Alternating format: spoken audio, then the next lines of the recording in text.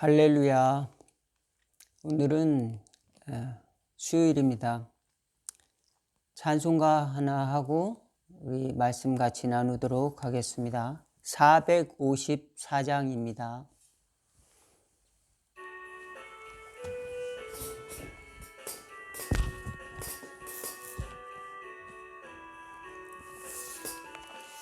주와 같이 되기를 내가 항상 원하니 온유하고 겸손한 주의 마음 주소서. 세상에서 우리가 나그네로 있을 때 주의 형상 닮아서 살아가게 하소서. 비록 작은 새라도 돌보시는 나의 주 나와 함께 계시어 나를 지켜주소서. 마음이 깨끗하기를 내가 항상 원하니 악한 마음 버리고 살아가게 하소서. 주와 같이 되기를 내가 항상 원하니 주님 뜻을 따라서 살아가게 하소서. 주 은혜로 거듭나 말씀 위에 굳게 서 영원 무궁하도록 주와 함께 살리라. 아멘. 아멘. 잠깐 기도하겠습니다. 하나님 아버지 감사합니다. 오늘 날씨가 추워지는 가운데에도 저희들 하나님의 앞에 나올 수 있도록 저희들의 마음을 붙들어 주시옵시고 저희들의 마음이 공허해지거나 소망을 잃어버리지 않도록 빛을 비추어 주시옵시고 아버지 저희들의 마음을 충만한 은혜 가운데 채워 주시기를 원하옵나이다. 교회에 나와서 예배를 드리지 못한다 할지라도 주님께서는 세상을 주관하시고 특별히 저희들이 심령 깊은 곳에 찾아와 주셔서 하늘나라의 비밀을 알려주시고 또 그와 같은 하늘나라의 열매를 맺고 살아가는 믿음의 자녀들로서 살아갈 수 있도록 늘 힘을 주시고 소망을 부어주시고 또 우리는 주님을 경배하는 자로 겸손히 살아갈 수 있도록 늘 붙들어 주시기를 원하옵나이다. 오늘 하루도 고통하며 힘들게 살아가는 성도들에게 소망과 용기와 치유를 더하여 주옵소서. 예수님의 이름으로 기도하옵나이다. 아멘.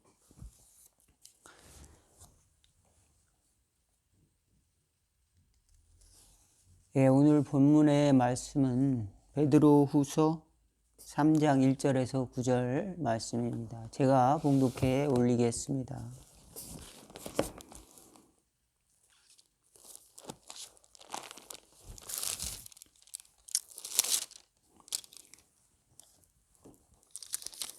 사랑하는 자들아, 내가 이제 이 둘째 편지를 너희에게 쓰노니 이 두 편지로 너희의 진실한 마음을 일깨워 생각나게 하여 곧 거룩한 선지자들이 예언한 말씀과 주 되신 구주께서 너희의 사도들로 말미암아 명하신 것을 기억하게 하려 하노라.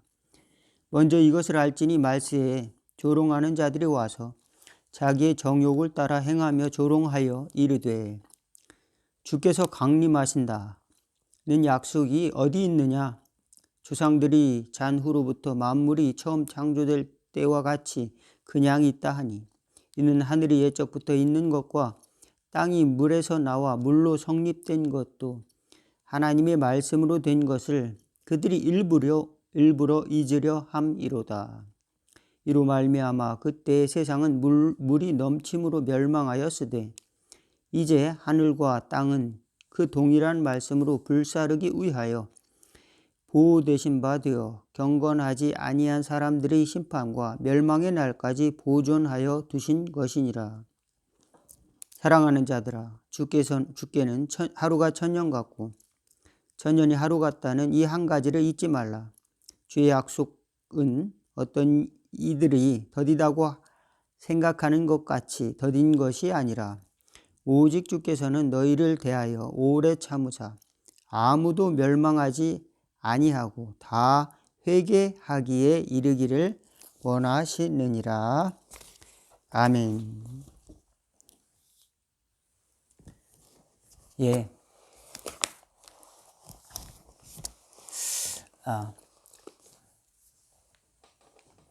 저는 신앙생활 하면서 제가 굉장히 스스로 착한 사람이다, 이런 마음을 갖고 살았습니다. 그래서 저는 선한 사마리아인 같은 그런 삶을 살고 싶었어요. 선한 사마리아인이 얼마나 아름답습니까? 강도 만난 자를 아무도 도와주지 않았습니다. 강도 만난 자는 거반 죽게 되었었는데 누가복음에 나와 있는 아무도 그를 돌봐주지 않았지만 그를 도와주고 또 그의 치료 비용도 대주고 그 다음에 그것이 더 들면은 다 도와주겠다. 그런 이야기가 성경에 나오죠. 선한 사마리아인의 비유를 예수님이 하셨는데 나도 이 사람처럼 살고 싶다. 문득 이제 신앙생활 하면서 그런 마음이 들었습니다. 그런데 신앙생활하고 지나면 지날수록 이처럼 사는 것은 굉장히 어렵다. 그리고 나는 선한 자가 아니라는 것을 깨닫게 되었습니다. 나는 선한 존재가 아니라 강도 만난 자였구나. 나는 잃어버린 자였구나. 나는 버림당한 자였구나. 이것을 깨닫게 됩니다. 마귀로 인해서 소망을 잃어버렸죠. 하나님을 알지 못함으로 구원을 알지 못했죠. 그리고 죽게 되었습니다. 죄로 인해서 율법의 형벌, 말씀대로 살지 못한 형벌이 코앞에 닥쳐 있죠. 그래서 하나님의 은혜가 아니면 바로 죽음의 형벌을 면치 못할 형편에 있었다라고 하는 사실을, 그리고 완전히 죽었던, 영혼으로 말하면은 하나님의 은혜에 도달할 수 없는 존재였다는 것을 이제 모르고 살았다는 것입니다. 그렇지만 신앙생활 하면서 나는 나 정도면 살면 그래도 뭐 믿음대로, 그래도 좀 의롭게 사는 거 아니야? 스스로 이런 마음을 가졌던 것 같아요. 그런데 신앙생활 하면 할수록, 목회를 하면 할수록 나는 이 강도 만난 자였구나. 또 교회는 이와 같이 하나님의 공동체는, 그리고 하나님의 은혜라고 하는 것은 값없이 주어진 은혜를 통해서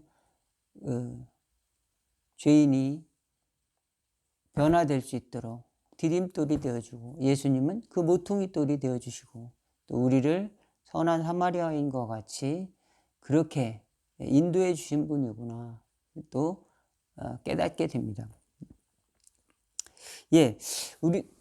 오늘 본문 말씀에 보니까 마지막 날에는 조롱하는 자들이 많이 나온다고 그랬어요. 그래서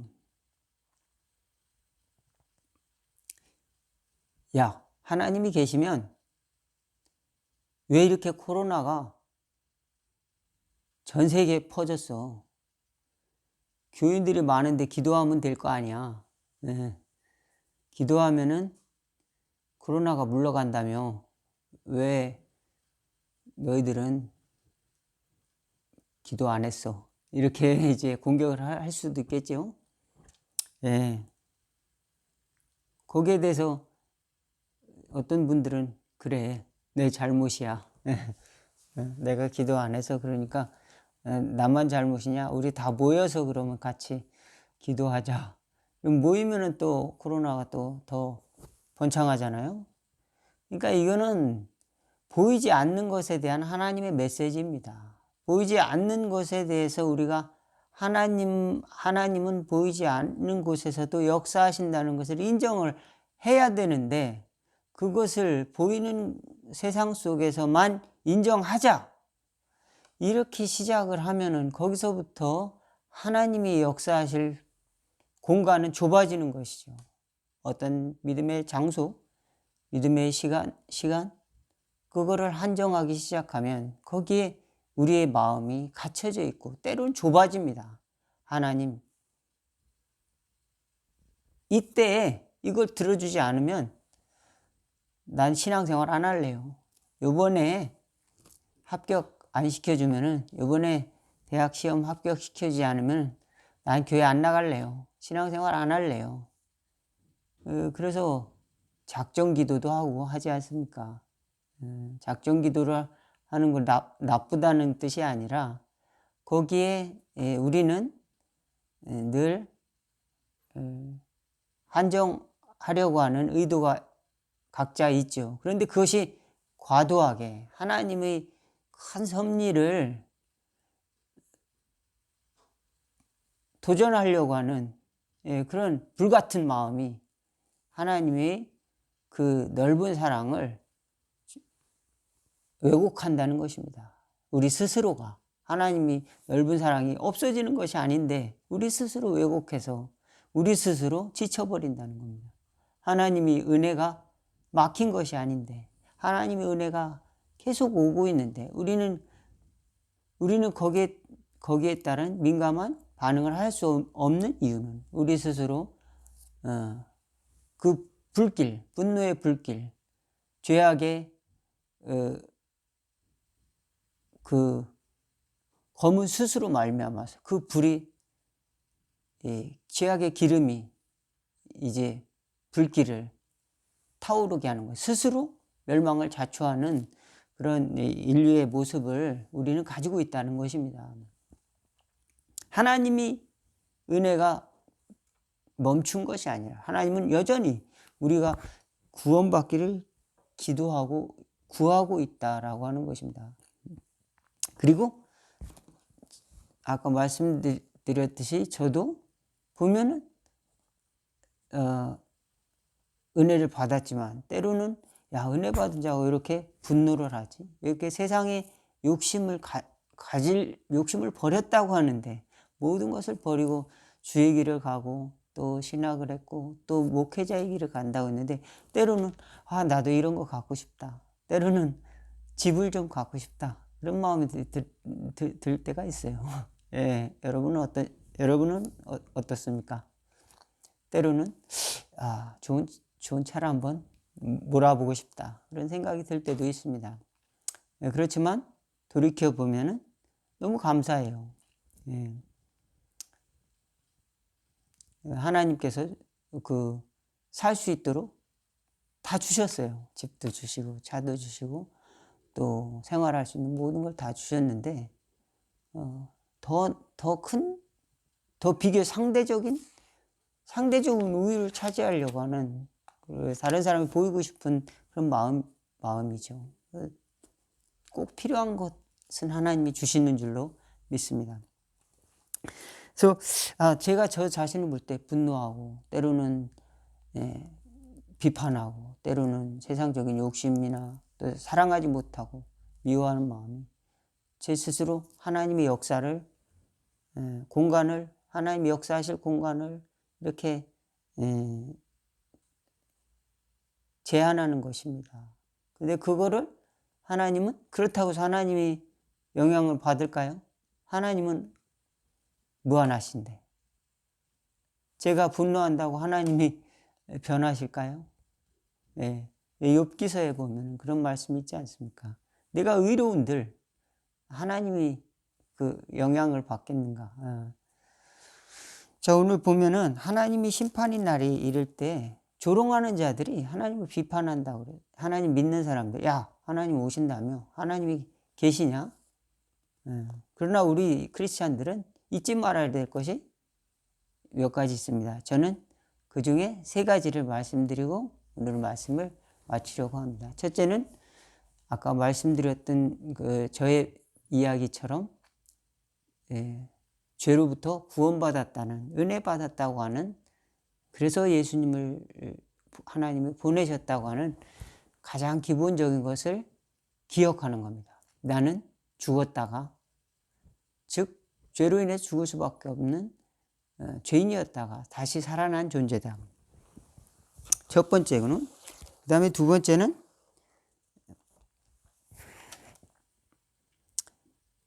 하나님이 다시 오신다.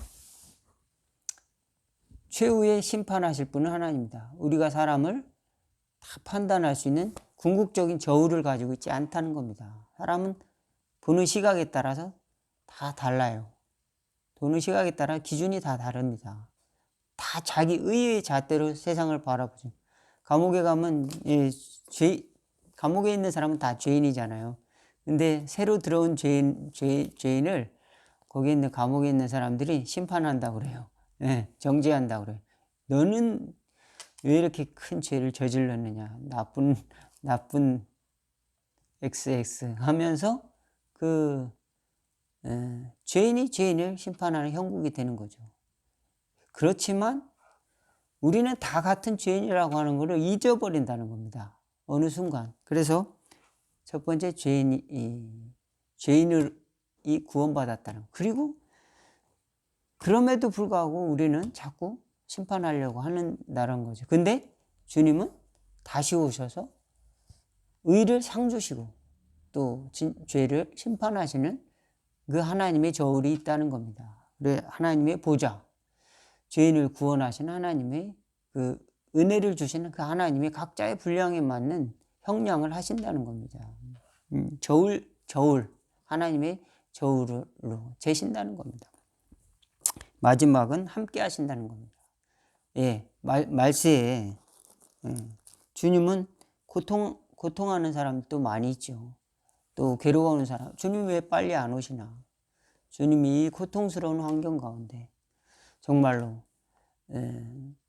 고통스러운 환경을 경험하는 사람들이 너무도 많습니다. 그래서 차마 너무 그들과 함께 있으면은 저도 주님 정말로 괴롭습니다. 내가 해줄 수 있는 것은 기도밖에 없는데, 그렇다고 제가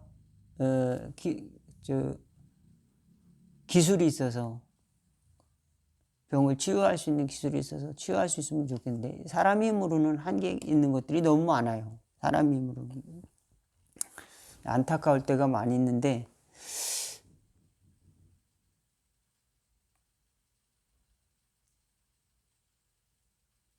그렇더라도 하나님은 함께 하신다는 겁니다. 그 고통 중에서도 함께 하신다는 것을 우린 또 잊어요. 왜 잊을까요? 고통이 너무 크기 때문에 하나님 함께 하신다는 걸 믿을 수가 없고 때로는 부인합니다. 하나님 함께 하신다는, 이럴 수가 없다. 이런 일은 있을 수가 없다. 이런 일은 있을 수가 없을 수가 없습니다. 왜냐하면 일어날 수 없는 일은 없는 겁니다. 세상에는 이게 이런 일이 있구나. 성경에 나왔잖아요. 조롱하는 자들도 있을 것이고 말세에 어려운 일도 있을 것이고 핍박하는 자들도 있을 것이고 때로는 오해받는 일도 있을 것이고 때로는 참아야 될 일도 있을 것이고 때로는 기쁜 날도 있을 것이고 그러나 그것을 견디기 위해서는 오늘 말씀 하나님이 함께 하신다. 그것을 기억해야 하겠습니다. 하나님이 함께 하신다. 그래서 여호와는 나의 목자시니 내가 부족함이 없으리로다. 그가 나를 푸른 초장에 누이시며 쉴 만한 물가로 인도하시는도다. 내 영혼을 소생시키고 자기 이름을 위하여 의의 길을 인도하시는도다. 내가 사망의 음침한 골짜기를 다닐지라도 해를 두려워하지 않을 것은 주께서 나와 함께 하심이라. 주의 지팡이와 막대기가 나를 안위하시나이다. 예.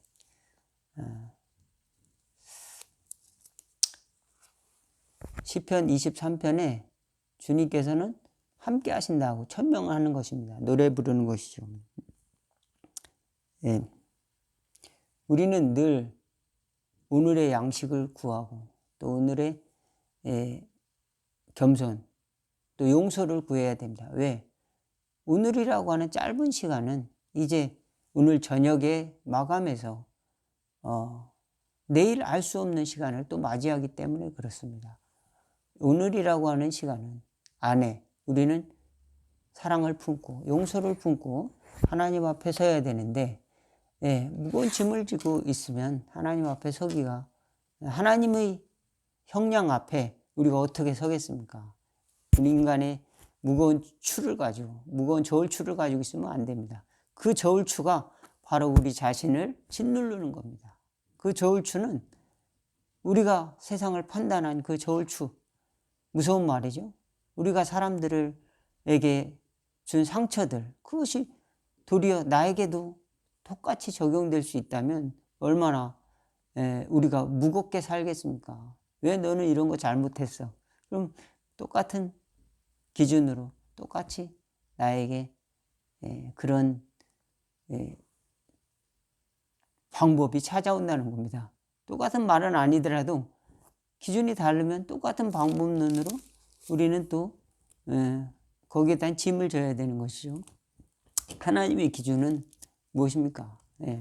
하나님의 기준은 그 사랑으로부터 오는, 내리사랑으로부터 오는 하나님의 선물입니다. 하나님의 선물. 우리가 믿고 또 그 믿음을 잘 붙들고, 여기 보면은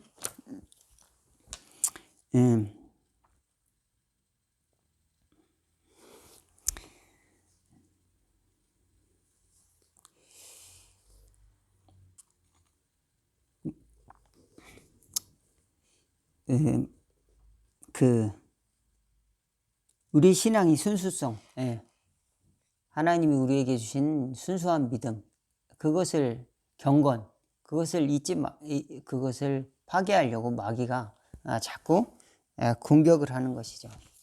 사람들을 통해서.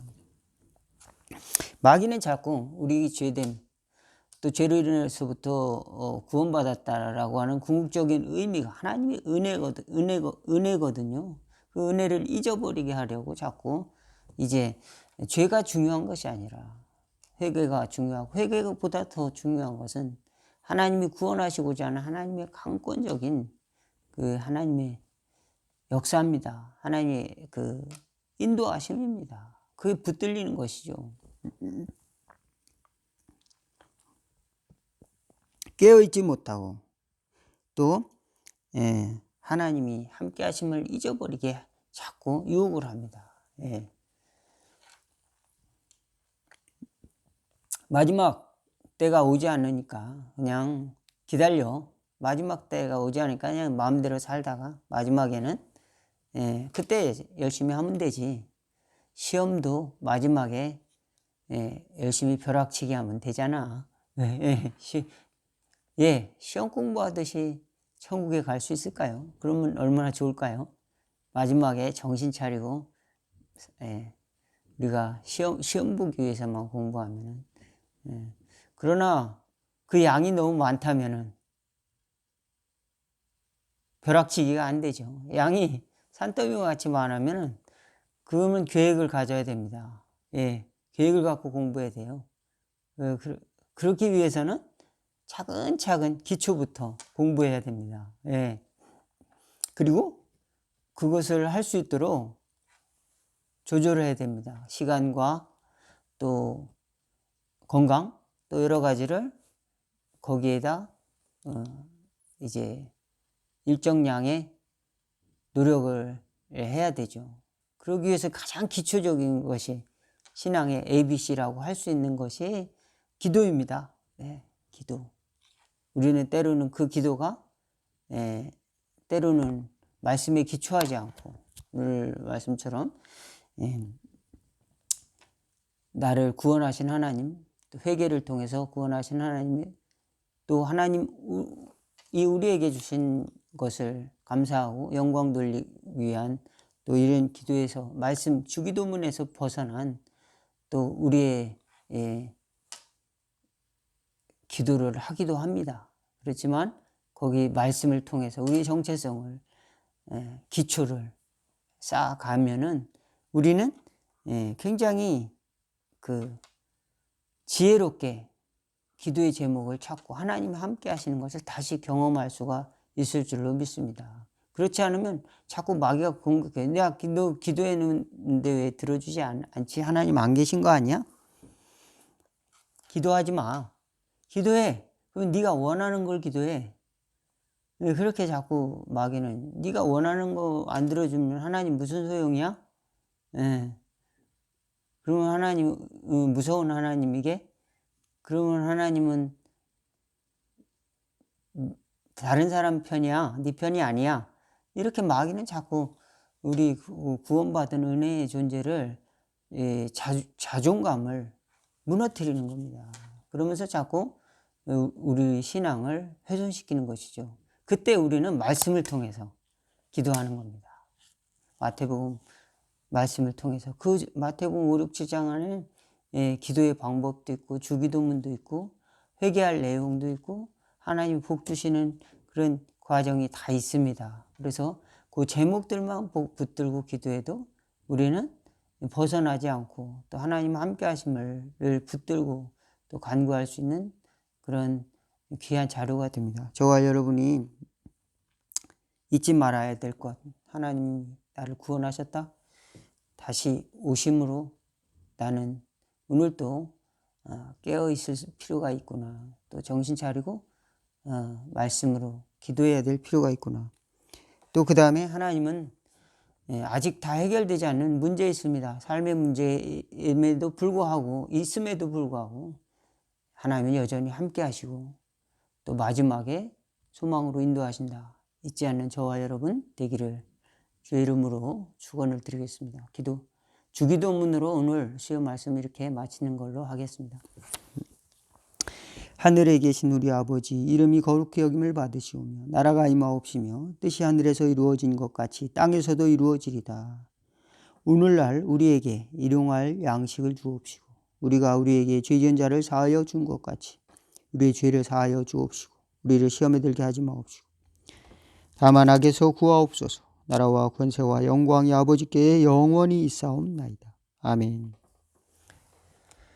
감사합니다.